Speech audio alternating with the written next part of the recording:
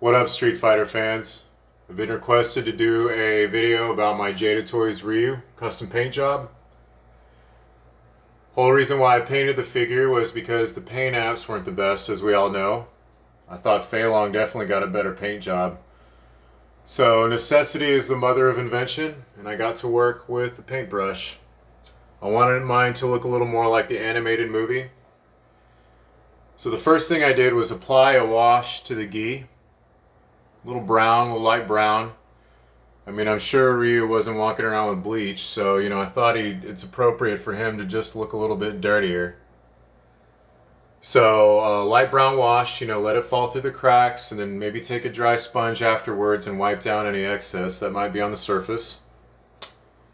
Next thing I did was apply a wash to the cracks of the body, to the entire body, to bring out the musculature.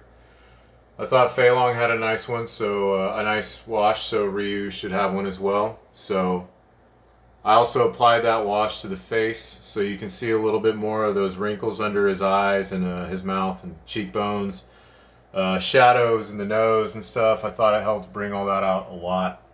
For some reason, it made his jawline look better too. I don't know. Maybe that's just me.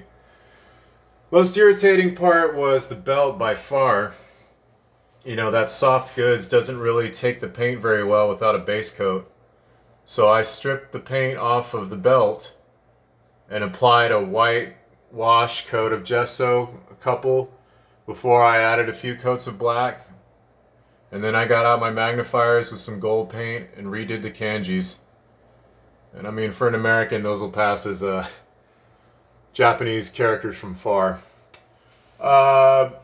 Yeah, so a lot of what you have to decide is, using a base coat. I didn't use one for the gloves, so there's a little chipping on the paintwork that I did with the gloves, so I may do it again and do a coat of gesso first. But what I did with the gloves was add a dark wash, a dark dry brush. I applied it heavily, dark brown, to the gloves. And then I did a lighter brown dry brush to sort of bring out some of those little texture points in the gloves, kind of show where it raises just a little bit. And I thought that was pretty effective. It looks pretty good.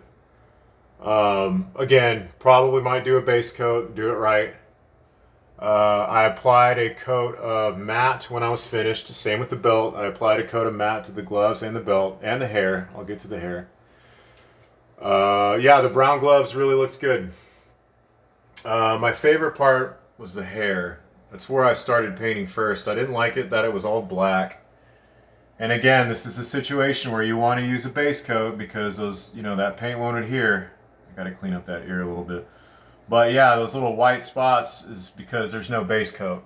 So I didn't use a base coat. But what I did is I painted, I used a dark brown on the hair, a dry brush of dark brown first. And then I added a dry brush of a reddish brown to the top. Kind of catch some of those highlights.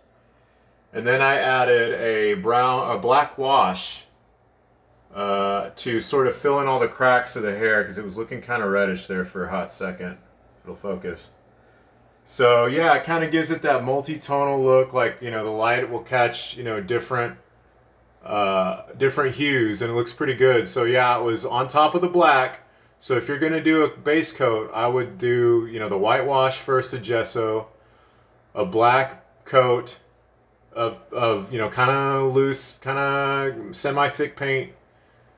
And then I would go with the dry brush of the dark brown on top, and then the reddish wash on the top.